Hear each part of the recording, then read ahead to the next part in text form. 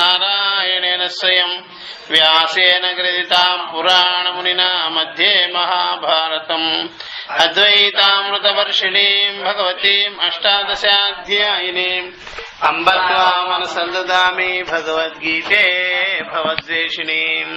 హరి ఓం. శ్రీ గురుభ్యో నమః. హరి ఓం.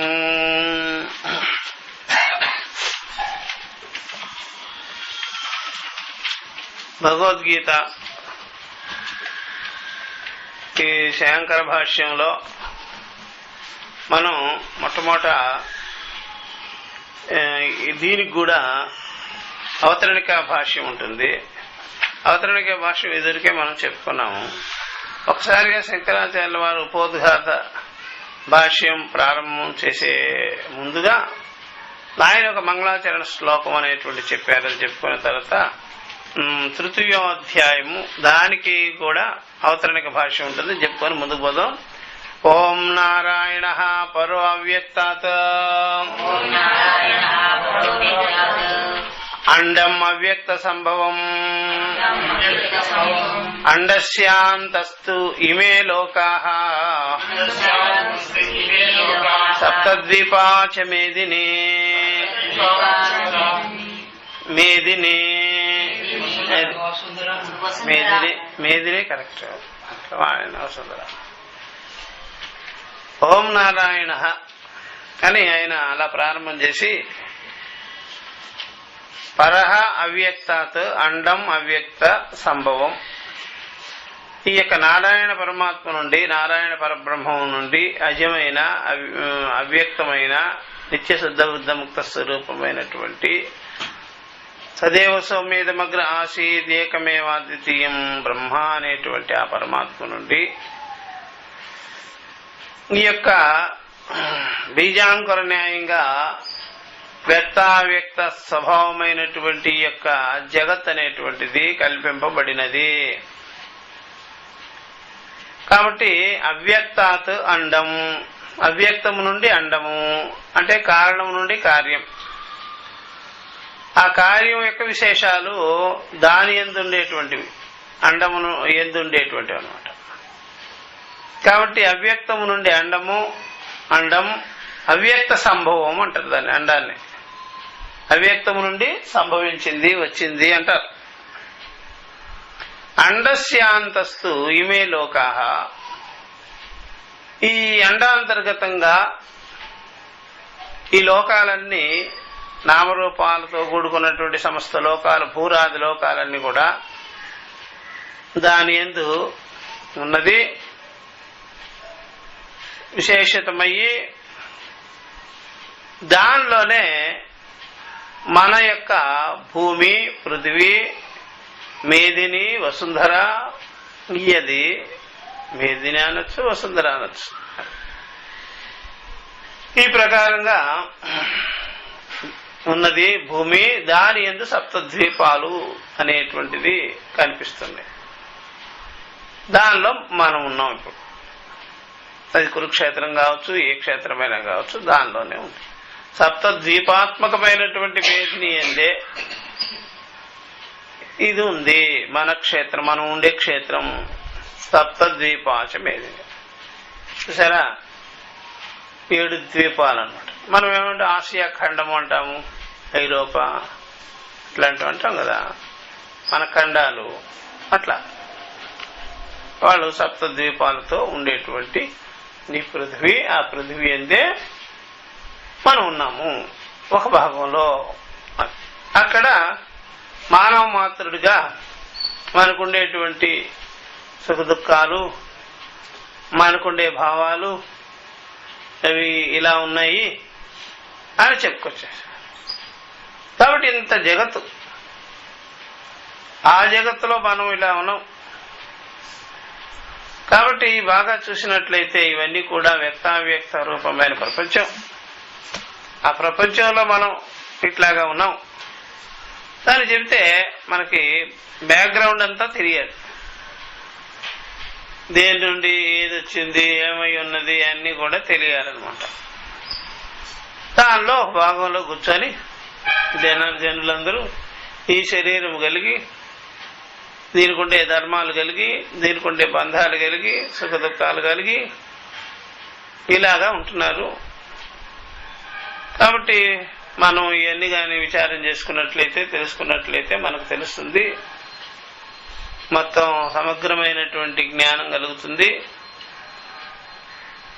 అప్పుడు మనకు ఉండేటువంటి సమస్యలన్నీ కూడా మనం ఎలాగా నివారించుకోవచ్చు అవన్నీ కూడా తెలుస్తుంది అని వాళ్ళు ఇలా చెప్పుకొచ్చారు.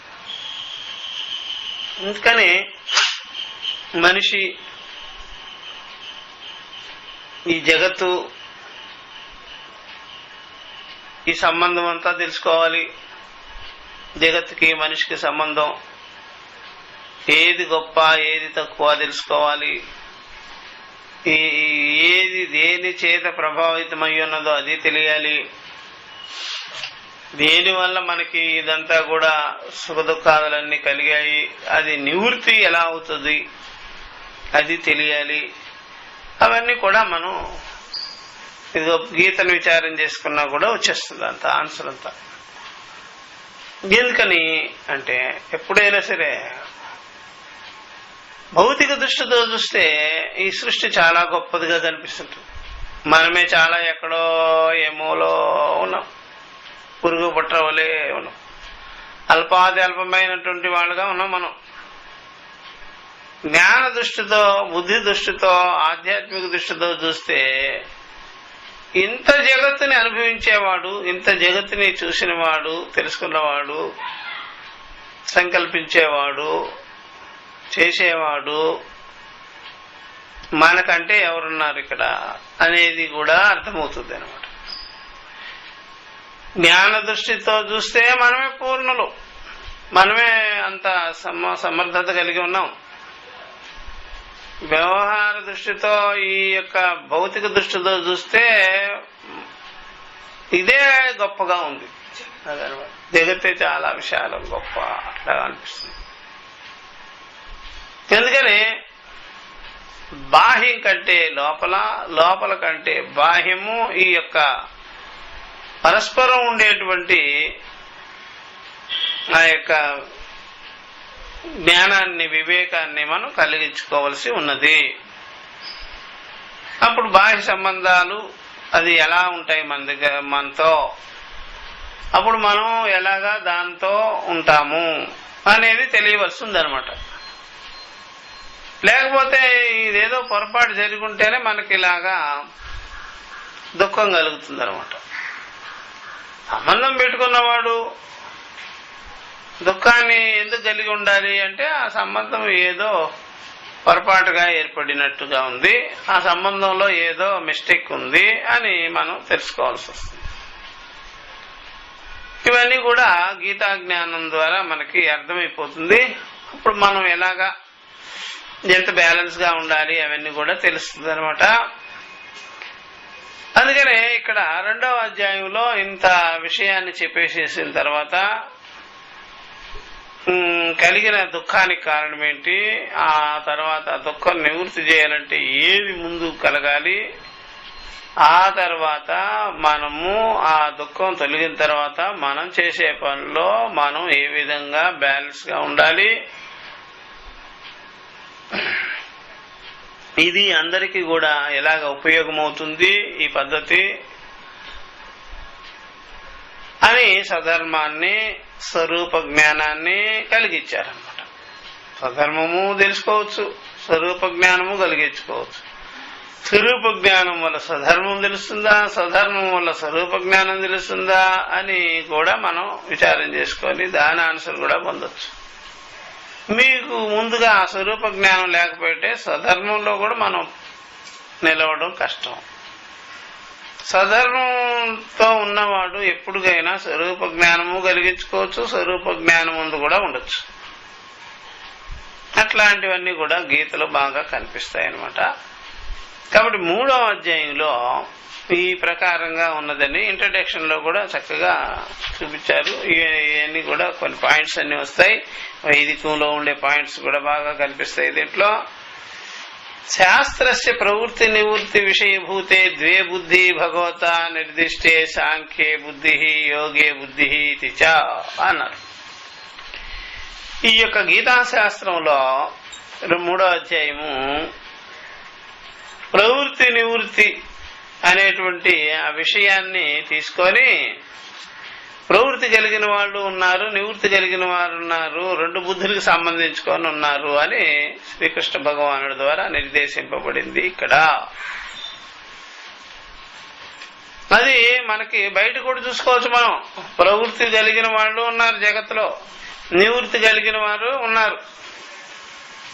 ఎందుకురా గొడవలకు పోతారు, హాయిగా నివృత్తి బుద్ధితో ఉండొచ్చు కదరా అంటే, నువ్వు నాకు చెప్పేవాడు ఎంతవయ్యా అని అంటారు. అంటే వాడికి ప్రవృత్తి బాగా ఉంది, వాళ్ళకి మనం ఏం చెప్పలేం.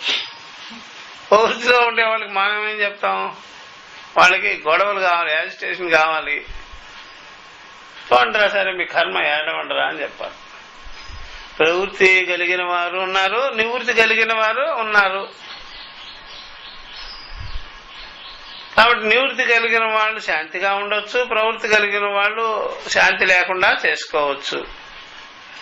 శాంతి లేకుండా చేసుకుంటాము అనే దానికి మనం ఏమంటాం? వాళ్ళకి కావాలి అది, అదే ఏమో వాళ్ళ మ్యాటరు. కాబట్టి ఈ ప్రకారంగా చూసుకోవచ్చు. అది భగవద్గీతలో కూడా శ్రీకృష్ణుడు కూడా దాన్ని ప్రతిపాదన చేశారు. ఇలా ఉన్నారు జనాలు అని. ప్రవృత్తి కావాలనేవారు, నివృత్తి కావాలనేవారు. వాళ్ళకిద్దరికి సబ్జెక్టులు కూడా ఉన్నాయి.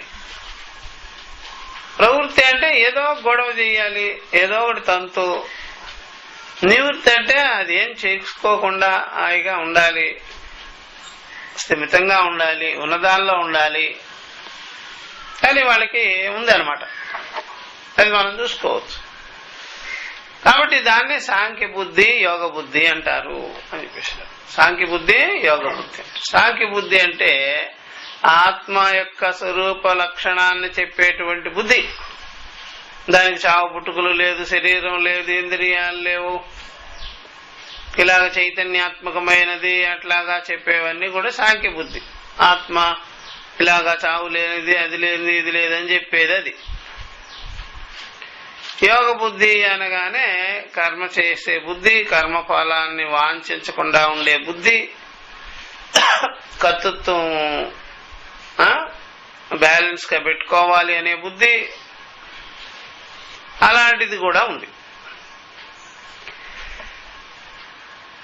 ఇది మనం చూస్తాం.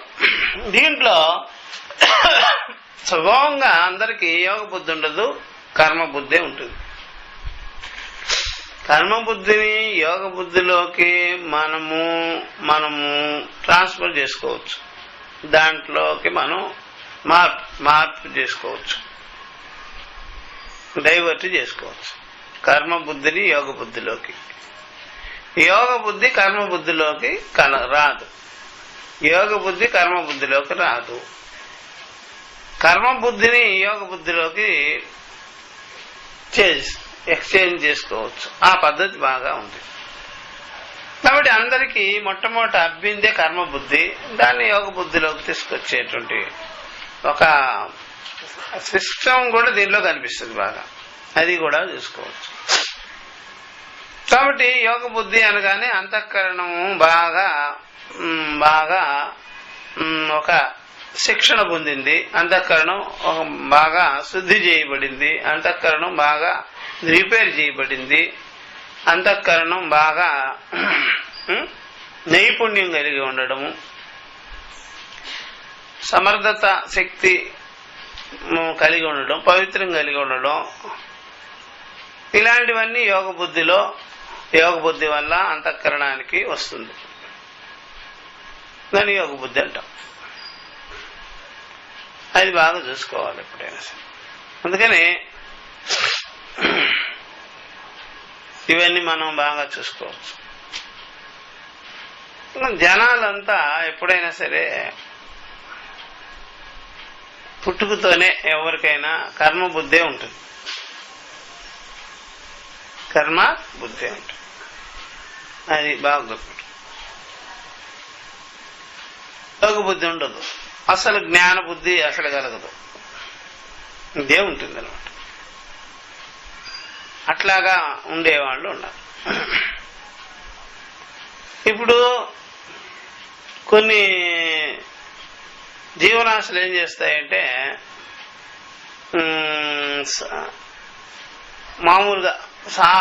మామూలుగా గోవులు కానీ మేకలు కానీ అవన్నీ ఒక రకమైన ఆహారాన్ని తీసుకుంటాయి. పక్షులు కానీ అట్లా. ఆ పక్షుల్లోనూ ఈ యొక్క జంతువుల్లోనూ మరలా వ్యత్యాసం ఉంది. గ్రద్దలుంటాయి, రాబందులుంటాయి, అవేమో ధాన్యాలు గిన్యాలు అవి తినవు. ఎవరు? పక్షుల్లోనే. మళ్ళా కాకులు అవన్నీ వాటిని ముట్టుకోవు. కాకులు, పౌరాళ్ళు, పిచ్చుకులు అట్లా వాటి జోలికి పోవు. ఏమన్నా అయితే పురుగు పుట్ర తినేవి కూడా కొన్ని ఉంటాయి, కొన్ని ఏమో కేవలం గింజ ధాన్యాలే తిట్టే. ఈ రాబందులు గీబందులు అవి వేరుగా ఉంటాయి పక్షుల్లోనే. అలాగా పశువుల్లో కూడా వేరేగా ఉంటాయి. కొన్ని యొక్క గడ్డి గిడ్డి అవన్నీ పళ్ళు ఆకులు అవి తినేవి కొన్ని ఉంటాయి. కొన్ని ఏమో పులులు అవి ఉన్నాయనుకోండి. ఈవెన్ ఎలుగుబంటి కూడా శాకాహారమే తింటుంది. అది మరి పురుగు పుట్ర తింటుంది. అట్లాగా కొన్ని ఏమో అట్లా. కానీ మనిషి రెండింటికి పనికొచ్చేవాడుగా ఉంటాడు.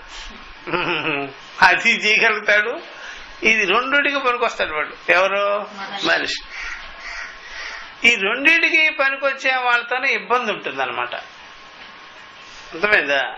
రెండింటికి పనికొచ్చే వాళ్ళతోనే ఇబ్బంది. ఒకదానికి పనికొచ్చే దానితో ఇబ్బంది ఉండదు ఎప్పుడు. అది సెట్ అయిపోయింది. అది ఒకటే లైన్. అది ఆ లైన్ అలాగే ఉంటుంది అనమాట. ఆ లైన్ మనం ఏం చేయలేం. ఎప్పుడు ఆ ఆవుని మార్చలేం. ఎప్పుడైనా ఆవుని మార్చలేం. నువ్వు ఇది తినచ్చు కదా ఇకమేటంటే, అమ్మో నా వల్ల కాదులే, చచ్చన్నా పోతాను కానీ అవి మన వల్ల కాదండి. ఆవు ఒకటే ఆహారం, గేదె ఒకే ఆహారం, అంతే. ఈ మనిషి ఉన్నాడు చూసారా, వాడు అటు ఇటు ఇటు ఇటు చేంజ్ చేసేసుకుంటుంటాడు. వాడి కత్తికి రెండు వైపులా పదును. వాడితోనే ఇబ్బంది వచ్చింది మనిషి అన్నవాడికి. అట్లాగా ఈ బుద్ధి అనేది రెండు వైపుల పదును కలిగి ఉంటాయి కాబట్టి అటైనా జంప్ అవచ్చు ఇటైనా జంప్ అవచ్చు కాబట్టి వీళ్ళతో ఇబ్బంది ఉంటుంది మనుషులతో. కాబట్టి ఇబ్బంది ఉన్న వాడికే చెప్పేదానికి ఏదో ఉంటాయి అన్నమాట. వాళ్ళకి నేర్పాలి, తెలియజేయాలి అని. ఇట్లా ఏమి తెలియజేయకుండా ఉండేదానికి వీలు లేదనమాట జగత్తులో. మనిషికి తెలుసుకునేదానికే వచ్చాడు వాడు, తెలియజెప్పేదానికే ఉన్నది మనిషి కోసం అనేది ఉంటుంది అనమాట జగత్తులో. మనిషి తెలుసుకునేదానికే వచ్చి ఉంటాడు, మనిషికి చెప్పేదానికే ఉంటాయి కొన్ని పద్ధతులని. ఎందుకంటే వీడికి రెండు వైపులా పదును వచ్చేసింది కాబట్టి రెండూ చేయగలుగుతాడు కాబట్టి. వాడు అటైనా చేయగలుగుతాడు, ఇటైనా చేయగలుగుతాడు కాబట్టి ఫిక్స్డ్గా ఉండడు మనిషి. అది కానీ వాడికి చెప్పవలసి వస్తుంది. ఇప్పుడు డైరెక్షన్ అలా ఉండేటప్పటికి, అంటే ఎటు పడితే అటు వెళ్ళిపోవచ్చు అనేటట్టుగా ఉండేటప్పటికి ఆ డైరెక్షన్ చేయించేవాడు అవసరం వస్తుంటాడు చూసారా. అది చెప్పేవాడు కావాలి మనకి. రెండు రోడ్లు ఉండేటప్పుడు రెండు నీకేరా అని చెప్పేశారు. కాబట్టి జగత్తులో ఏమేమి ఉన్నాయి అన్ని నీకే అన్నప్పుడు వాడి గుణాన్ని బట్టి, వాడి స్వభావాన్ని బట్టి, వాడి సమర్థతను బట్టి, వాడికి అవసరమైన దాన్ని బట్టి చెప్పాల్సి వస్తుంది. బాగా కుదరదు లేకపోతే. ఎప్పుడైనా సరే బాగా గుర్తుపెట్టుకోవాల్సినటువంటిది, ఒకటే ఇది ఉన్నదనుకోండి, ఆ ఏరియాలో ఒకటే ఉన్నదనుకోండి, ఒకటే వస్తువు ఒకటే విషయము ఉన్నదనుకోండి, ఇంక ఎవరు చెప్పవలసిన పల్లె. అంటే ఒక షాప్ ఉంటే ఆ షాప్ పక్కన ఇంకో షాప్ ఉంటుంది, దాని ఇట్లా పోవాలి అనరు. ఒకే షాప్ కాబట్టి అక్కడికి డైరెక్ట్ గా కళ్ళు మూసుకొని వెళ్ళిపోయినా షాప్ దగ్గరికి చేరుతాం. ఒకే షాప్ ఉంటుంది కాబట్టి అక్కడ ఏ ఉంటే అది కొనుక్కోవాలి. 2-3 షాపులు ఉండి షాపులో అనేక వస్తువులు కానీ ఉంటే మాత్రం అవన్నీ కూడా విధి విధానాలన్నీ నీకు కావలసింది ఏమిటి, ఇది మంచిదా అది మంచిదా ఇంత ఉంటుంది రాద్దాంతో.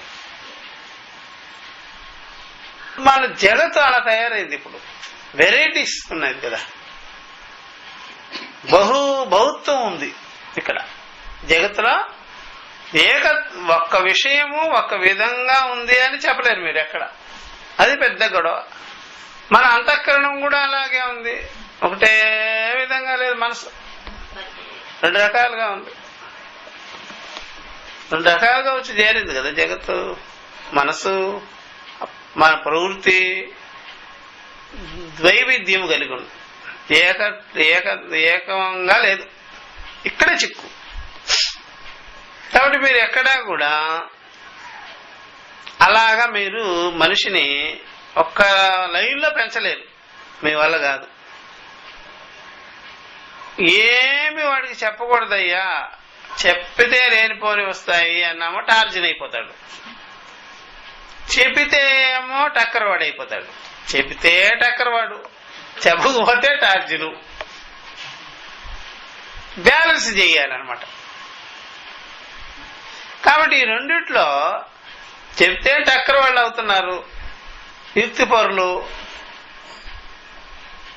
వాళ్ళంతా ఇది టక్కర్తనము అతి తెలివి ఇంకెవరికి ఉండటం లేదు. అందువల్ల చదువుకున్న వాడంతా ఎలా ఉంటున్నాడు, టక్కర్ వాళ్ళు అయిపోతున్నారు. వ్యవహారం తెలిసిన వాళ్ళంతా ఎలా ఉంటున్నారు, టక్కర్ వాళ్ళు అయిపోతున్నారు. ఏమి చెప్పకపోతే టార్జన్ అయిపోతాడు. ఎట్లా చేయాలబ్బా? కాబట్టి ఈ రెండిట్లో ఏది మంచిది అని పెద్దల్ని అడిగామనుకోండి, ఈ టక్కర్తనం అన్నారే అదే నేర్పండి ముందు. టార్జన్ వద్దండి, అది పెద్ద గొడవ. టార్జన్ చేసేసినామనుకోండి బండరాయిని మెత్తగా చేయడం అంత సులభమేం కాదు. అందుకని టక్కర్తనమైన మళ్ళా బుద్ధిని ఆల్రెడీ చంచలం చేసి పెట్టేసినారు కాబట్టి దానికి చెప్పుకునేదానికి బ్యాలెన్స్ చేసుకునేదానికి అవకాశం ఉంటుంది. అందుకనే మీరు ఏదైతే వ్యవహారము అనేక వ్యవహారాలు ఉంటున్నాయన్నారే అదే గుప్పించండి మనుషుల మీద. తర్వాత నిదానంగా సెట్ చేస్తాం. అందుకనే మనకి ఎప్పుడైనా సరే జగత్తులోకి వచ్చిన తర్వాత నేర్పుతారు, అనేక విషయాలు నేర్పుతారు. నేర్పిన తర్వాత వాడికి కావలసినట్టుగా, వాడి గుణానికి తగినట్టుగా, వాడికి సమర్థతను తగినట్టుగా ఆ విషయాన్ని ఎన్నుకుంటాడు. ఏదో కొంత కన్ఫ్యూషన్ గా ఎన్నుకున్నా సరే తర్వాత సెట్ అయ్యేదానికి ప్రయత్నం చేస్తాడు. అందుకనే ముందు అంతఃకరణం కాముగా ఉండే అంతఃకరణాన్ని రెచ్చగొట్టాలి. రెచ్చగొట్టిన అంతఃకరణాన్ని కాముగా బ్యాలెన్స్ గా కాముగా ఉంచేటట్టుగా చెయ్యాలి. అది పద్ధతి. ఎవరైనా రెచ్చగొట్టడం ఎందుకండి, మళ్ళీ కాముగా బ్యాలెన్స్ గా ఉంచటం ఎందుకండి అంటే అది పద్ధతి. ఇక్కడ రెచ్చగొట్టాలి. ముందు రెచ్చగొడితే దానిలో ఎంత ఉన్నదో తెలుస్తుంది.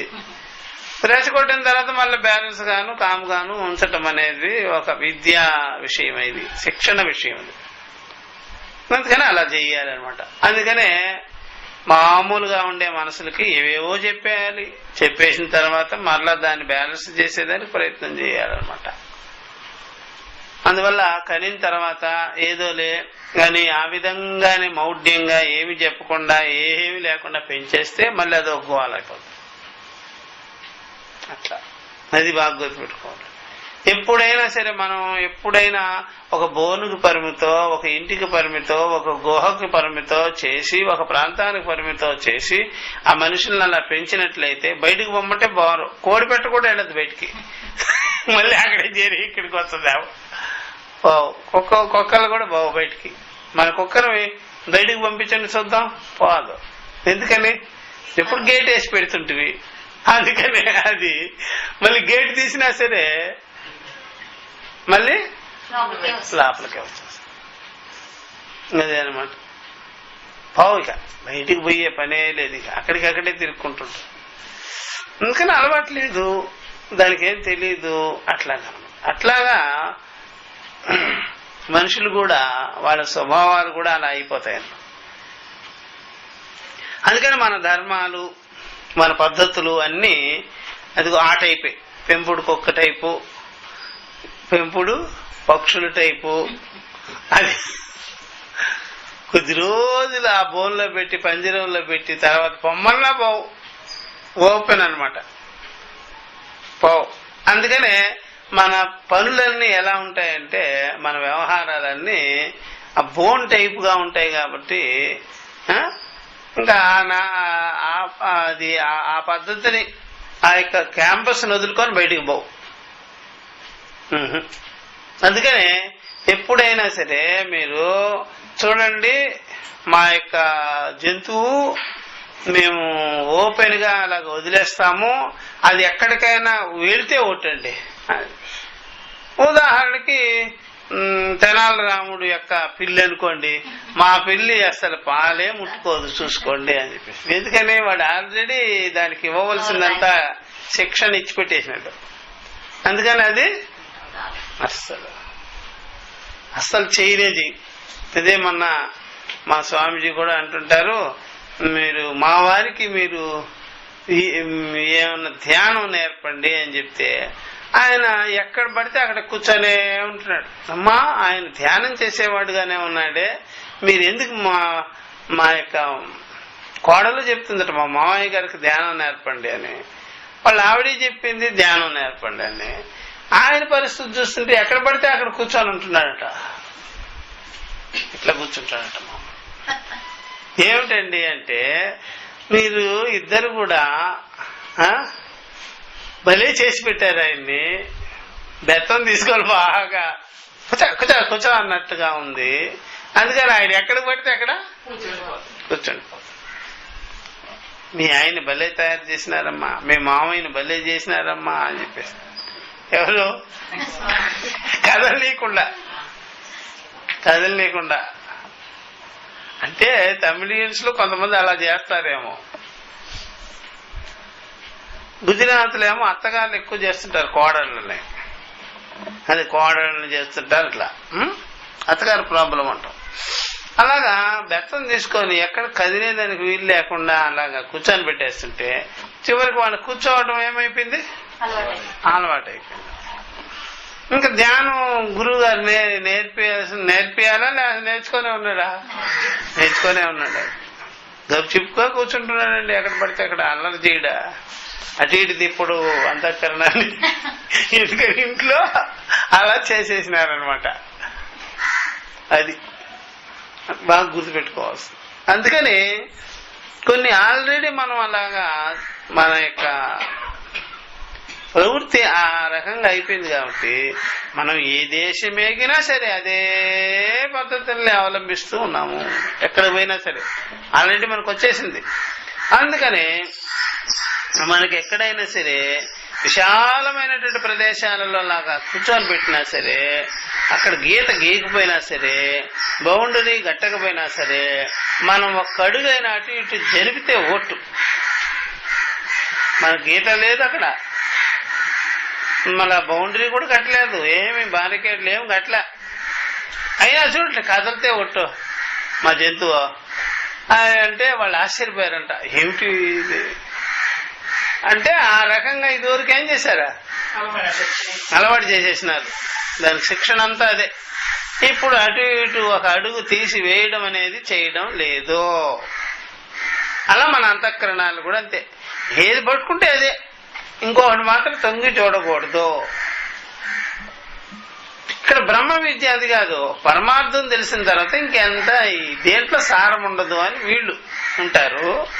ఇంకా ఏమే వేస్ట్ ఆఫ్ టైం అదంతా, దాంట్లో సత్యమేమి ఉండదులే, అంతా కలిపి సాధన సాధ్యమే అని వీళ్ళుంటే, మిగిలిన వాళ్ళు ఏం చేస్తున్నారంటే ఏదో ఒక దాన్ని పట్టుకొని అక్కడే ఉండిపోతుంటారు. ఏదో ఒక దాన్ని పట్టుకొని ఉండిపోతున్నారంటే వాళ్ళకంటే అన్యమైనది ఇంకోటి ఉన్నది అన్నారా లేదన్నారా అని చూస్తే ఉన్నది. మళ్ళా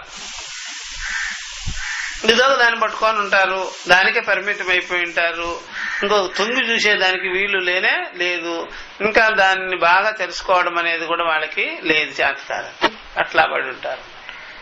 ఇది కూడా చూసుకోవచ్చు మనం.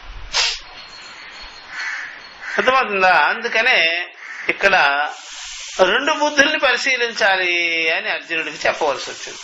సాంఖ్య బుద్ధిని, యోగ బుద్ధిని, రెండింటినీ చెప్పాడు.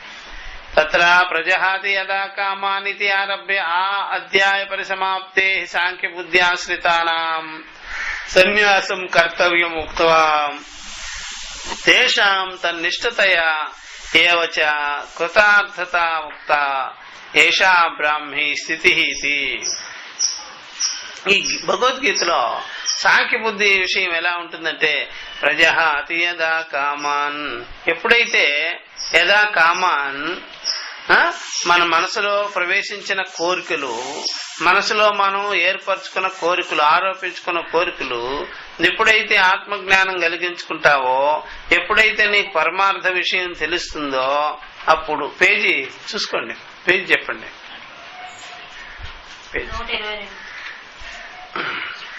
ఎప్పుడైతే మనకి ఈ రకమైనటువంటి యథార్థ జ్ఞానం కలుగుతుందో అప్పుడైనా ప్రకర్షణ జహాతి, అప్పుడు వెళ్ళిపోతాయి అర్జున అని చెప్పేసి.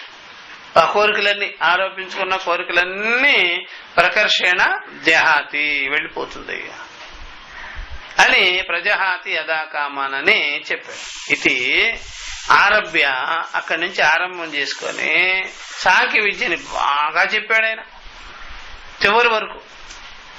ఆత్మజ్ఞానం, బ్రహ్మజ్ఞానం, బ్రాహ్మీ జ్ఞానం కలిగేంత వరకు చెప్పేస్తున్నాడు. ఇది ఆరభ్య ఆ అధ్యాయ పరిసమాప్తి, ఆ అధ్యాయ పరిసమాప్తి అంటే చివరిగా అధ్యాయము పరిసమాప్తి అయ్యేంత వరకు సాంఖ్య బుద్ధి ఆశ్రితానం, సాంఖ్య బుద్ధిని పెట్టుకున్నవారు, సాంఖ్య బుద్ధితో ఉండేటువంటి వాళ్ళు, అంటే సాంఖ్య బుద్ధి అంటే ఆత్మజ్ఞాన బుద్ధి, ఆత్మ జ్ఞాన బుద్ధి కలిగి ఉన్నవారు, పెట్టుకున్నవారు, దాన్ని ఆశ్రయించిన వారు, వాళ్ళకి సర్వకర్మల పట్ల, కోరికల పట్ల సన్యాసం తప్ప ఇంకేముంటుంది, అదే వాళ్ళ కర్తవ్యంగా ఉంది. ఆ రకంగా ఉండడమే బెటర్. సాంఖ్య బుద్ధి కలిగినటువంటి వాళ్ళకి సన్యాసమే కర్తవ్యము. సన్యాసం అంటే అర్థం ఏంటి? కర్మ ప్లస్ కోరిక, కర్మ ప్లస్ ఫలము వాళ్ళు అపేక్షించుకోకుండా జ్ఞాన దృష్టితో ఉండవలసిందే తప్ప రెండవది లేదు, ఇంకేం పనికిరాదు. అందువల్ల ఎప్పుడైనా సరే అది గుర్తుపెట్టుకోవాల్సింది, సాంఖ్య బుద్ధి కావాలంటే, తత్వజ్ఞానం కావాలంటే వాళ్ళకి కర్మ ప్లస్ ఫలము సన్యాసం తప్ప రెండవది లేనే లేదు, రెండవది పనికిరాదు వాళ్ళకి. అది చెప్పారు. అందుకని అటు ఇటు అడుగు వేయకూడదు, ఇది జాలి సరిపోద్ది మీకు అని, అది బాగా సరిపోద్ది అనమాట.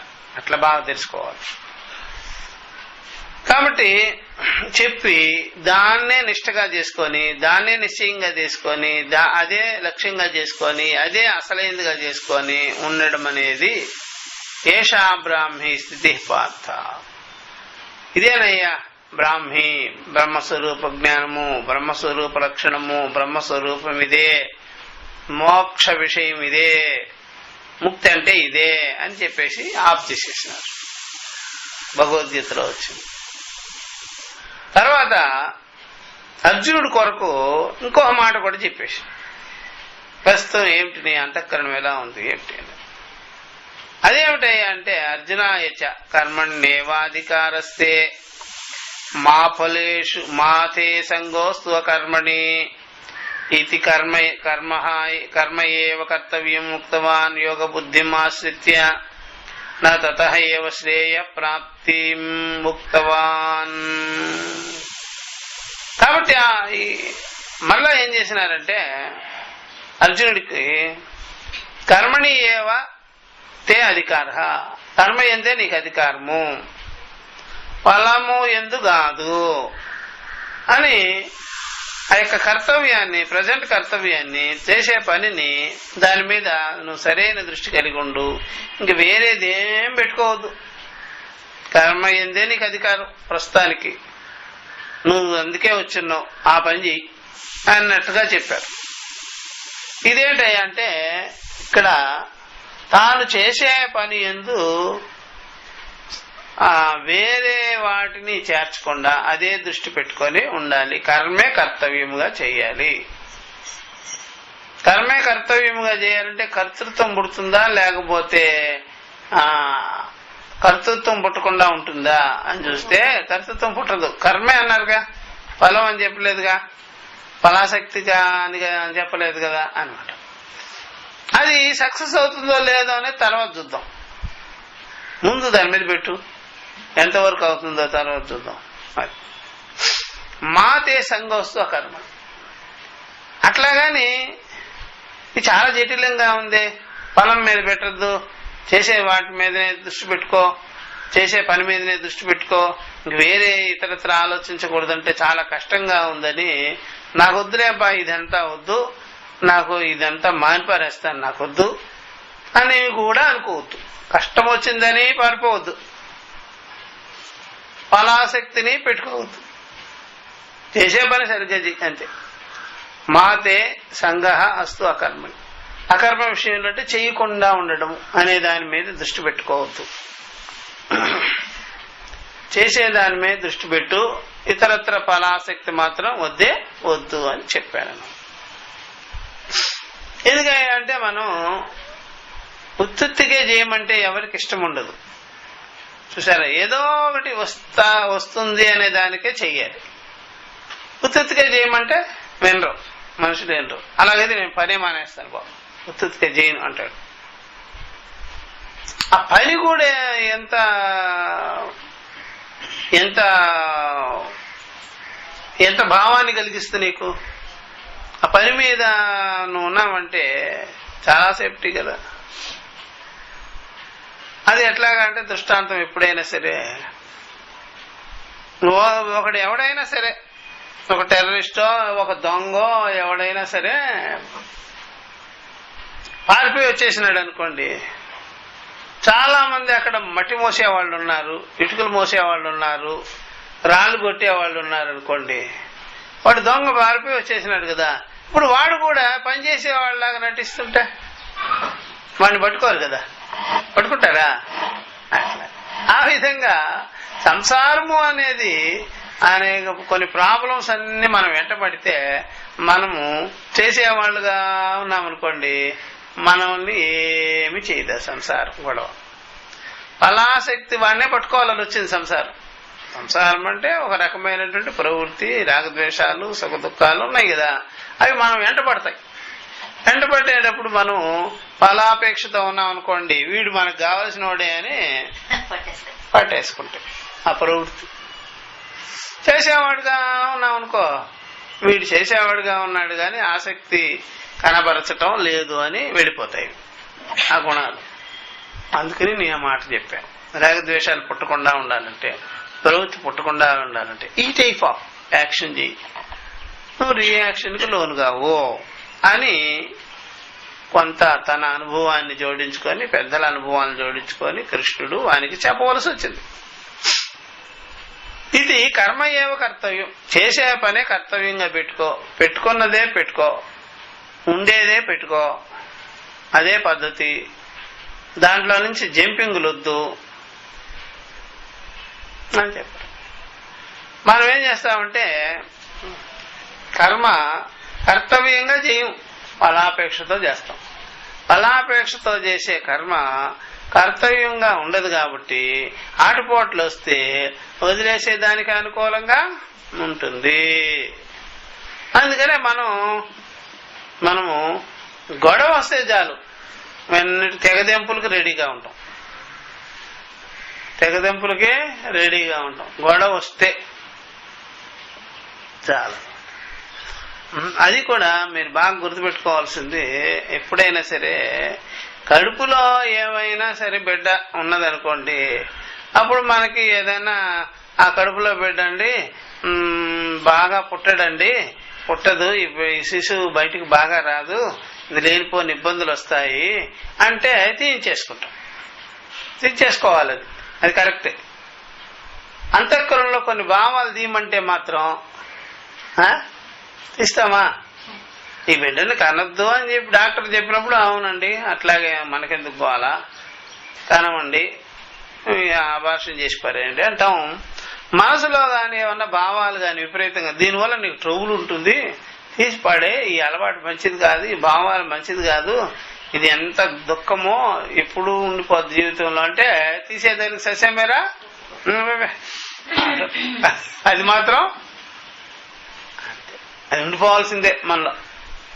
ఏదో ఒకటి ఉంటుంది కదా, కోపమో, ఏదో విసుగుదాలో, ఏదో ఒకటి గొడవ చేసుకునే గుణమో ఏదన్నా ఉంటుంది కదా, అది పర్మనెంట్ గా ఉండిపోవాలి. దానివల్ల నీకు ఇబ్బందే, బయట ఇబ్బంది. ఎంత ప్రాబ్లం అది. అట్లాగా కర్మే కర్తవ్యం అని చెప్పినప్పుడు ఆ మాట అది మనం ఆలోచన చేయాలి. చేసుకుంటూ ఉండేవాడికి ఏమీ కలగదు, కోరుకునేవాడికి ఏదో కలుగుతుంది. చేసుకుంటూ పోయేవాడికి ఏ ఇబ్బంది ఉండదు, కోరుకునేవాడికి ఇబ్బంది ఉంటుంది.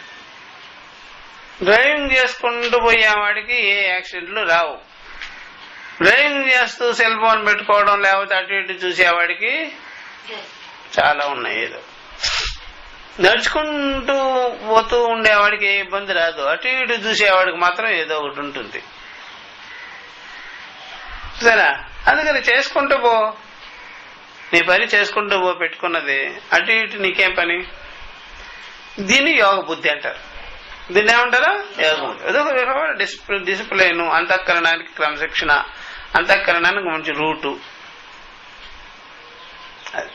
యోగ బుద్ధిని ఆశ్రిత్య దేర్ఫోర్ యోగ బుద్ధిని పెట్టుకొని ఉండు, చేసుకో అని చెప్పేసి నా తతః ఏవ శ్రేయ ప్రాప్తి ముక్తవాన్.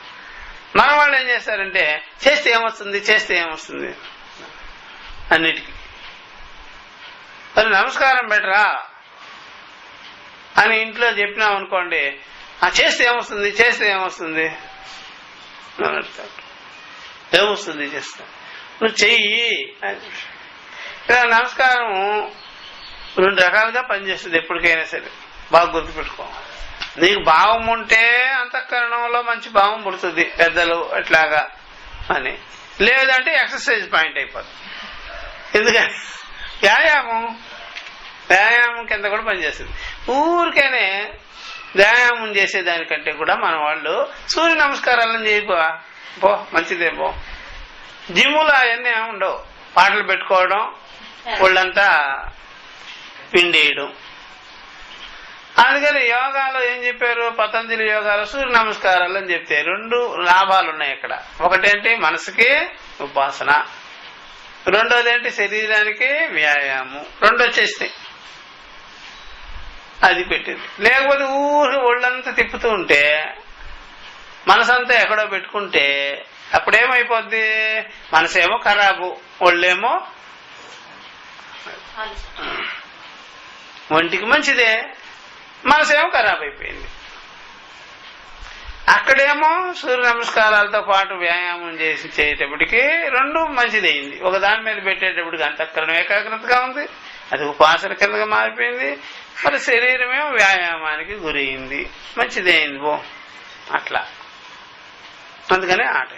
అందుకనే ఇక్కడ మీకు మంచి భావమైనా ఉండాలి నమస్కారానికి, లేదంటే అది ఎక్సర్సైజ్ అయినా అయిపోతుందంట.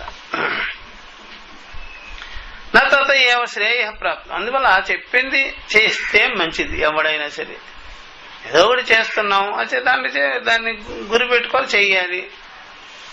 అదొక పథ్యంలాగా చేసుకోవాలి, అదొక చికిత్సలాగా చేసేసుకుంటే దానికి వచ్చేది వస్తుంది, ఎక్కడికి పోద్ది. నా తత ఏవ శ్రేయ ప్రాప్తి ముక్తవాన్. అందుకని అంత మాత్రం చేత శ్రేయస్సు కలగదు ఇక్కడ. మరలా ఈ రకంగా చేసి మళ్ళా శ్రేయస్సుకి ఎన్నుకోవాలి, వస్తుంది. ఇక్కడే శ్రేయస్సు రాదు. యోగ బుద్ధిని ఆశ్రయించినంత మాత్రం చేతనే శ్రేయస్సు కలిగిపోదు. శ్రేయస్సు మళ్ళీ కలిగేదానికి అవకాశాలు ఉన్నాయి. యోగ బుద్ధిలో ఉండేవాడికి శ్రేయస్సు వస్తుందా? శ్రేయస్సు కలిగేదానికి అవకాశాలు ఉన్నాయా? అది అవకాశాలు ఉన్నాయి. అందుకనే నా తత ఏవ శ్రేయ ప్రాప్తి ముక్తవాన్. అంత మాత్రం చేత నీకు శ్రేయస్సు వచ్చేదు అని కూడా చెప్పారు. అంత మాత్రం చేత నీకు శ్రేయస్సు వచ్చేదు అని కూడా చెప్పేసి అది తెలుసుకోవాల్సింది. అర్థమైందా?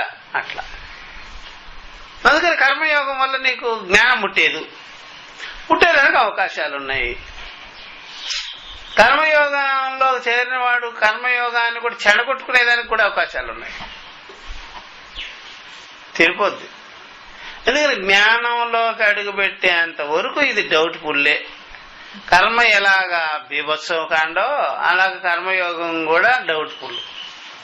కర్మ అంటే బీభత్సమేది, నువ్వు అంత ప్రవృత్తి. అది ఆ ప్రవృత్తి నుండి బయటపడాలంటే కర్మయోగం, కర్మయోగం నుండి బయటపడాలంటే జ్ఞానానికి రా. కాబట్టి కర్మయోగంలో ఉన్నవాడికి తీగ మీద నడిచేవాడి టైపు అటైనా పడిపోవచ్చు, ఇటైనా పడిపోవచ్చు. జ్ఞానానికి వచ్చేస్తే మాత్రం పడేదేమీ లేదు. అందువల్ల ఎప్పుడైనా సరే కింద ఒక వల పరుచుకొని వల కట్టుకొని ఒక తీగ మీద నడిచాడు అనుకోండి, వాడు సరదాకైనా పడేదానికి ప్రయత్నం చేస్తుంటాడు. ఎందుకని? వాళ్ళ కదా పడేది, వాళ్ళ పడతాడు. వాళ్ళగా తీసేసినాడు అనుకోండి, ఇంకంతే ఒంటి నిండా చెమటలు పోస్తాయి వాడికి. జాగ్రత్తగా నడవాలరా అని. అలాగా జ్ఞానం కోసం ఉన్నవాడికి ట్రబుల్ ఉండదు, ఏం ట్రబుల్ ఉండదు. జ్ఞానం కలిగిన వాడికి అసలు ట్రబులే ఉండదు. అది బాగా గుర్తుపెట్టుకోవాలి. ఫలాపేక్ష లేని బుద్ధికి ఎప్పుడైనా సరే వాడికి ఒక ట్రబుల్ వస్తుంది అని చెప్పలేడు. అది లేదు కదా అంటాడు, నాకేం అపేక్ష లేదు కదా అంటాడు అన్నమాట. అది బాగా గుర్తుపెట్టుకోవాల్సింది. అట్లా అందుకని ఎప్పుడైనా సరే ఎక్కడైనా సరే ఆ బుద్ధి లేకపోతే హాయిగా ఉంటాడు, ఆ బుద్ధి కానుంటే ఉండలేడు అన్నమాట. ఏ బుద్ధి? కర్తృత్వ బుద్ధి, ఫలాపేక్ష బుద్ధి ఉంటే ట్రబుల్ వాడికి. ఎప్పుడైనా ఆ బుద్ధి లేదనుకోండి వాడికి ట్రబుల్ ఉండదు. అది తదేతదు ఆలక్ష్య పర్యాకులీభూత బుద్ధి అర్జునాయ ఉవాచ. ఇదంతా విచారం చేసుకొని అర్జునుడి యొక్క బుద్ధిని వ్యాకులంగా ఉంది, వీడి బుద్ధి అంతా కలుషితమైపోయింది, కదిలిపోయింది, ఇతను ఏంటో రకరకాలుగా అయిపోతున్నాడు అని చూసి అర్జున ఉవాచ.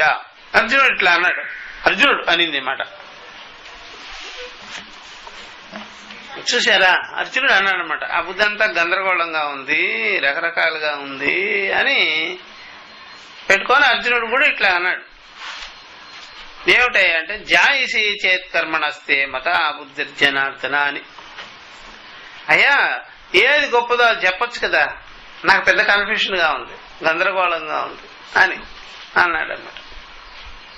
చూసారా, ఇది మొట్టమొదటి ఎవరికైనా అంతే, నాకైనా మీకైనా ఎవరికైనా అంతే.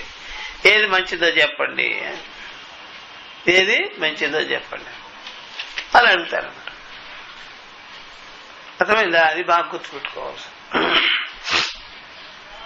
ఇప్పుడు 2 ఆశ్రమాలు ఉంటాయి. ఒక ఆశ్రమంలో ఏ పని చెప్పరు, భోజనం పెడతారు అక్కడ, ఇంకేం చెప్పరు వాళ్ళు. ఆ గురుకులంలో ఏం చెప్పరు, భోజనం పెడతారు, విద్యది చదువుకోవచ్చు, వినొచ్చు, అంతే, ఇంకేమి లేదు.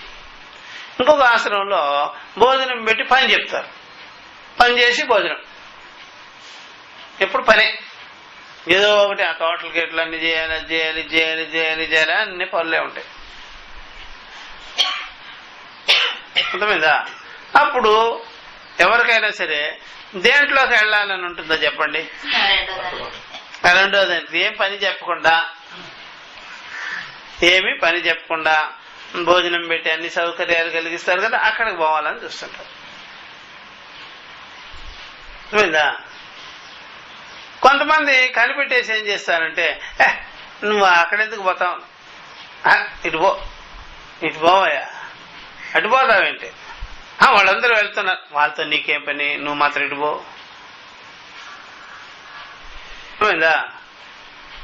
వాళ్ళందరూ పోతున్నారు కదా, వాళ్ళు హాయిగా ఉంటున్నారు కదా, నువ్వు మాత్రం ఇటు పో, లాభం లేదు, నేనే అటే పోతా. మళ్ళీ నువ్వు ఇటు వస్తావు, ఏమనుకుంటున్నావు, నేను అటే పోతా ముందు, సరిపో అని అక్కడికి పోయి ఏం చేస్తాడంటే,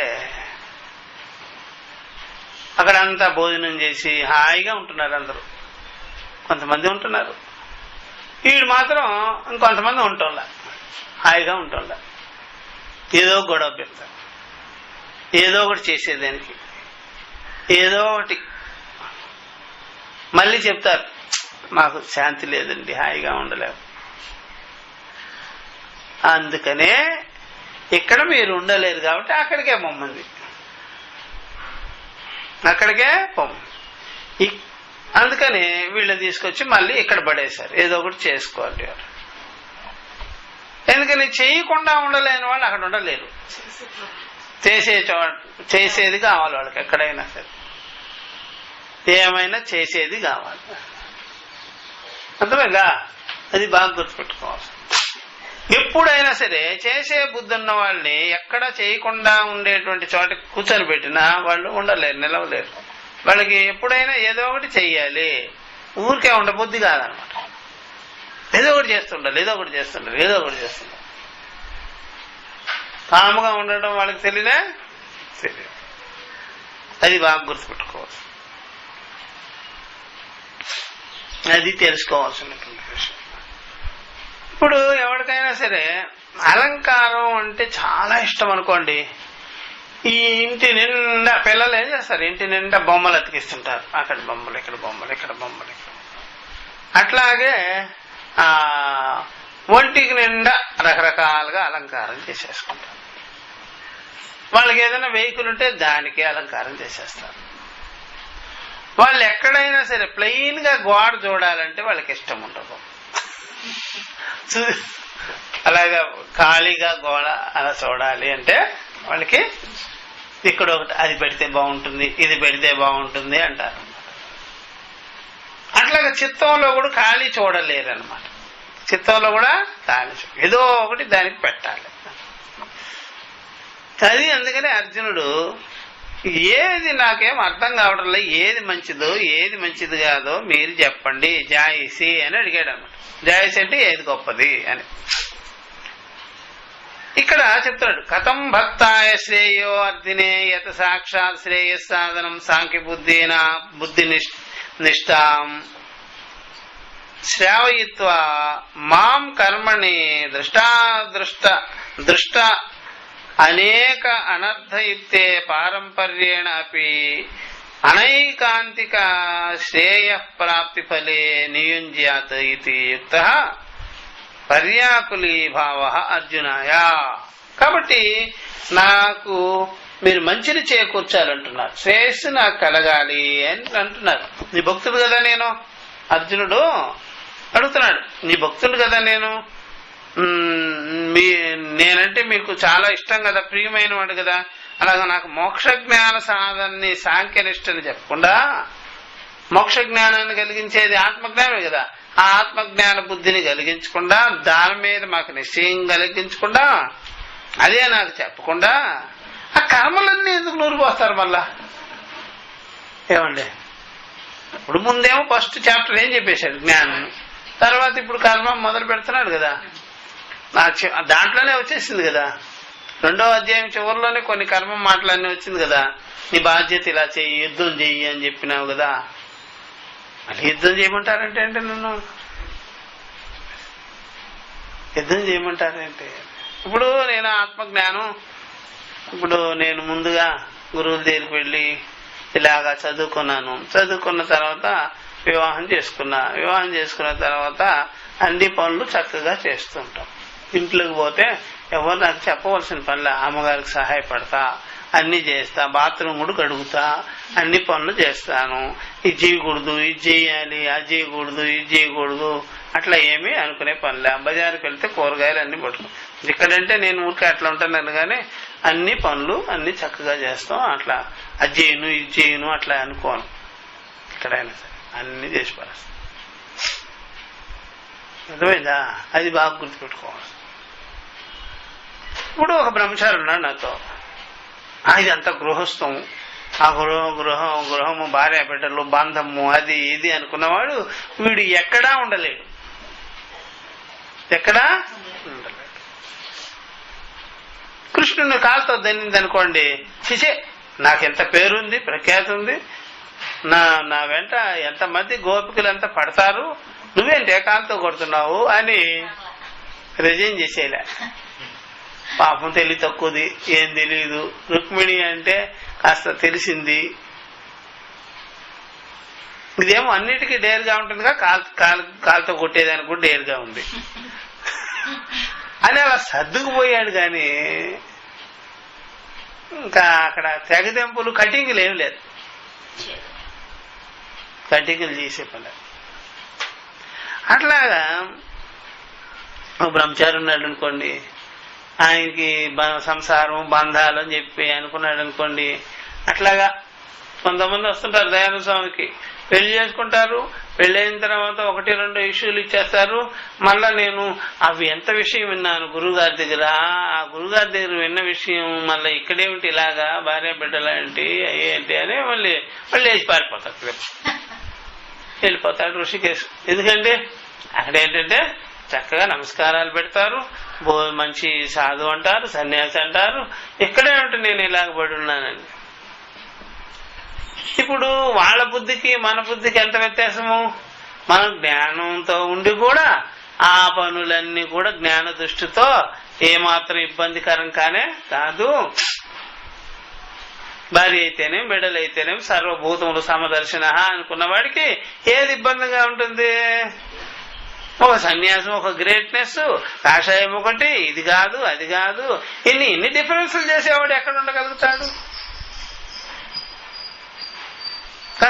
కాస్త నీకు రాగి జావ ఇస్తానరా అంటే, నాకు రాగి జావ వద్దు, రాగి మాల్ట్ ఇస్తానరా. అయ్యి రాగి మాల్ట్ ఏంటి, రాగి జావ అంటే 2 ఒకటి కాదంటరా. రాగి మాల్ట్ అంటే కావాలట. ఎందుకని? ప్యాకెట్, పెద్ద ప్యాకెట్ కంపెనీ వాడు తయారు చేస్తాడు, ప్యాకింగ్.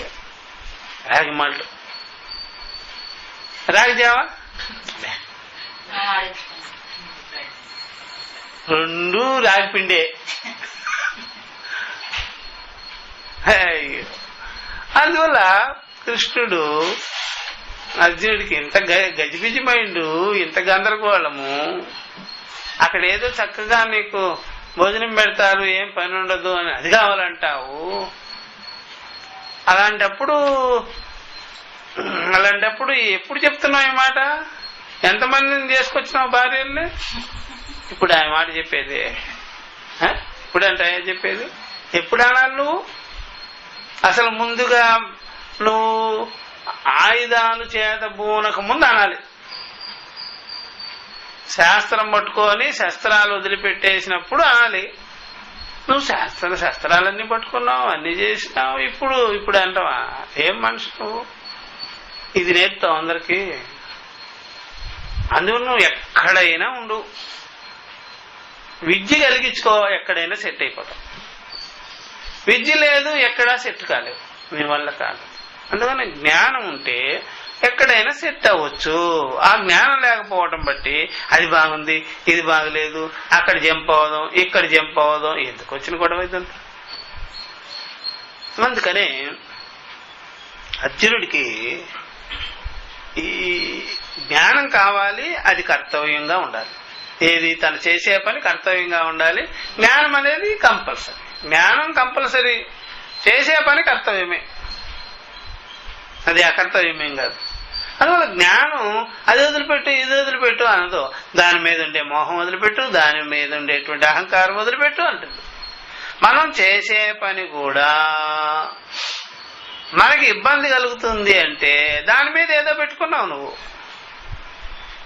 దాని మీద ఏదో పెట్టుకున్నావు. నా భార్య అనండి, అయినా సరే నాకు చాలా ఇబ్బందిగా ఉంది భార్యతో అంటే నువ్వు ఏదో పెట్టుకున్నావు భార్య మీద. అవి ఏమనుకుంటున్నావు ఏంటి? ఏదో అహంకారం చూపిస్తావు, మతం చూపిస్తావు, మాత్సర్యం చూపిస్తావు. అవి ఎందుకు పెట్టుకున్నావు? ఇద్దరు సమానంగా ప్రేమించుకోవాలి కదా, సమానంగా మంచి భావం కలిగి ఉండాలి కదా. దాని మీద నువ్వు ఏదో ద్వేషపూరితంగా దుష్మన్ అనుకున్నావా ఏంటి? దుష్మన్ అనుకుంటే నువ్వు ఎక్కడ పిల్లలతో గాని, ఎవరితో గాని, స్నేహితులతో గాని, ఎవరితో కూడా నువ్వు కలిసిమెలిసి ఉండలేవు. దుష్మన్ ఎందుకు వస్తుంది నీకు?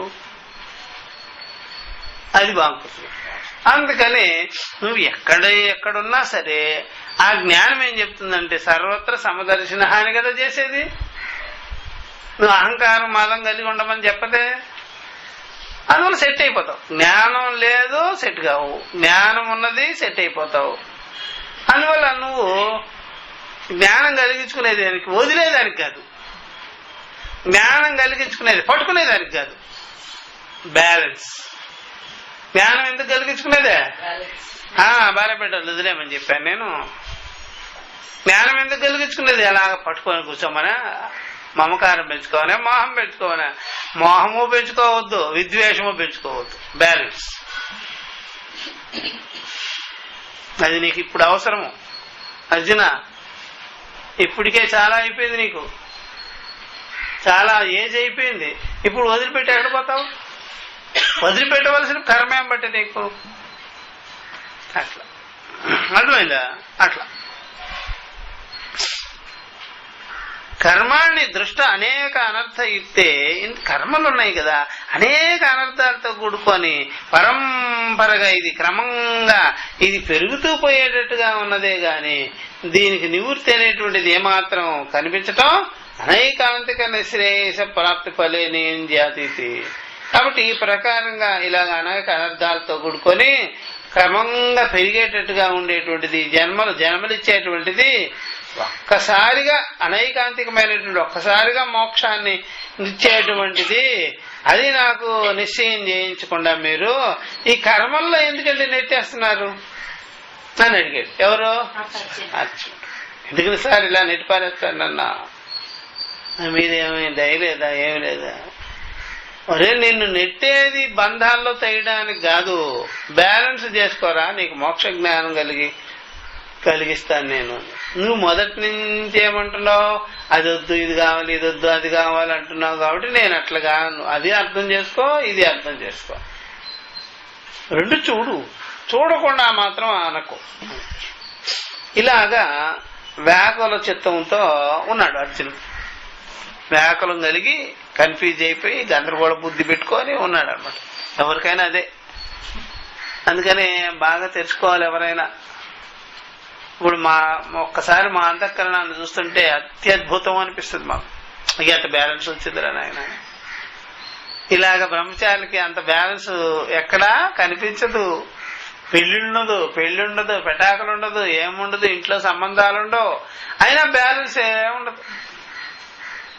అందుకని ఎవరు లేనప్పుడు ఎంత హాయిగా ఉండాలి. అందరుంటేనే హాయిగా ఉంటుందని ఇక్కడ చెప్తున్నారు. ఎవరు లేకుండా ఇంకా ఎంత హాయిగా ఉండాలి?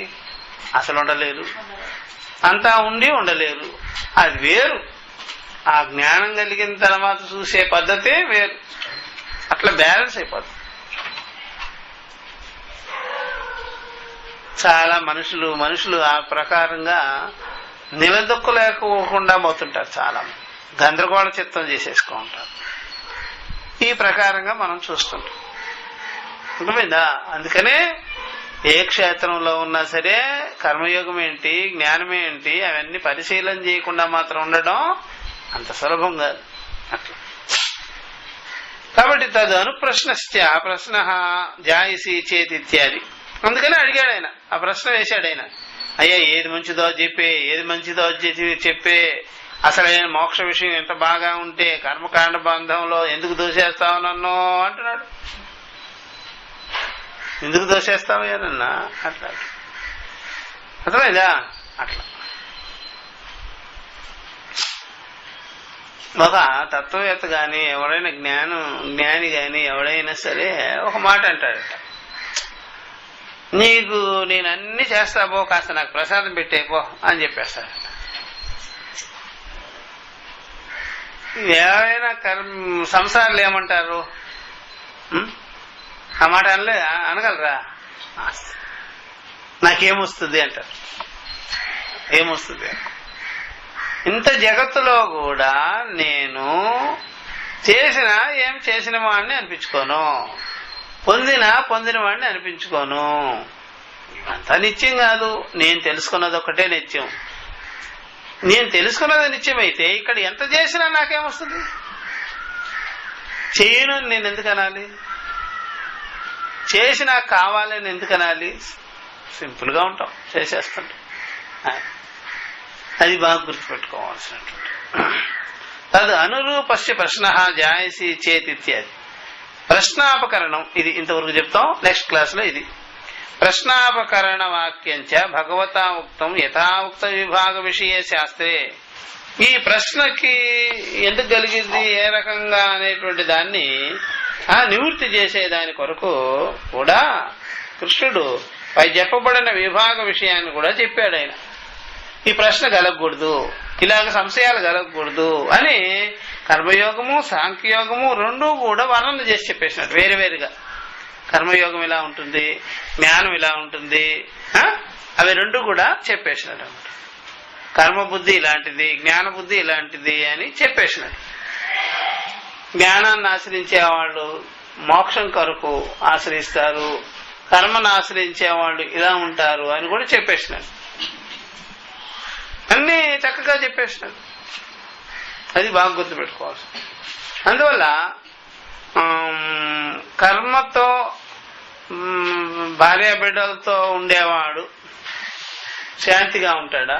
ఆ భార్య బిడ్డలు ఏమీ లేకుండా ఉండేవాళ్ళు శాంతిగా ఉంటారా? చెప్పండి చూద్దాం. ఇద్దరు శాంతిగా ఉండరు. భార్య బిడ్డలతో ఉండేవాళ్ళు శాంతిగా ఉండరు, ఆ భార్య బిడ్డలు లేకుండా ఉండేవాళ్ళు కూడా శాంతిగా ఉండరు. ఏమి ఉండాలి? జ్ఞానం ఉండాలి వాళ్ళకి. కర్తృత్వం ఉండకూడదు, ఫలాపేక్ష ఉండకూడదు. ఉంటే మాత్రం మీరు ఏ ఫీల్డ్ లో కూడా ఉండలేరు మీరు సరిగ్గా. అందువల్ల జ్ఞానం ముఖ్యం. అర్థమైందా? ఇప్పుడు అసలు సంతానమే లేకుండా ఉంటే మంచిదా, సంతానం అంతా ఉంటే మంచిదా?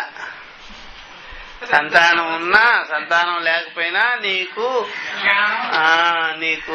కర్తృత్వ బుద్ధి, సంసారి ఫలాపేక్ష ఉంటే మాత్రం అసలు నెగ్గుకు రావడం అంత సులభంగానే కాదు.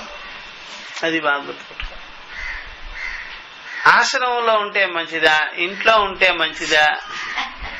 నువ్వు ఎక్కడైనా ఉండు, జ్ఞానం ఉందా, కర్తృత్వ త్యాగం ఉందా, ఫలాపేక్ష లేకుండా ఉండగలవా చెప్పు. అక్కడ ఉండగలుగుతావు, ఎక్కడైనా ఉండగలుగుతావు. చూసారా? పీఠాధిపతిగా ఉండటం మంచిదా, పీఠాధిపతి లేకుండా పీఠాధిపతికి సేవ చేసుకోవడం మంచిదా అంటే నువ్వు ఎలాగైనా ఉండు, నీకు గాని కర్తృత్వం, అహంకారం, మదం అవన్నీ గాని ఉంటే, జ్ఞానం లేకపోతే ఎక్కడ ఉండలేవు.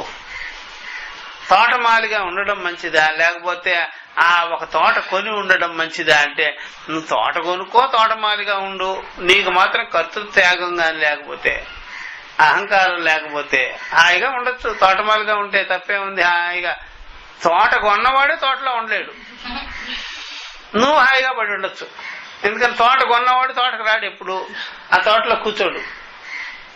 తోటమాలి ఎప్పుడు ఉంటాడు, హాయిగా మంచి గాలి పీల్చుకోవచ్చు. కాకపోతే కర్తృత్వం ఉండకూడదు, వాడికి కర్తృత్వం ఉండకూడదు, ఫలాపేక్ష ఉండకూడదు. ఫలాపేక్ష కానీ పెట్టుకున్నాడు అనుకోండి, ఆ కాయలన్నీ కోసుకొని మార్కెట్లో కనిపిస్తుంటాడు ఎప్పుడు, తోటలో ఉండడు. ఎందుకని? దోచే బుద్ధి ఉంటుంది వాడికి. వాడు హాయిగా ఉండలేడు, వాడు కృత్రిమాలన్నీ వస్తాయి, లేనిపోనివన్నీ వస్తాయి. తాగిపడి ఉంటాడు, తోటలో తాగకుండానే మొత్తం వస్తుంది.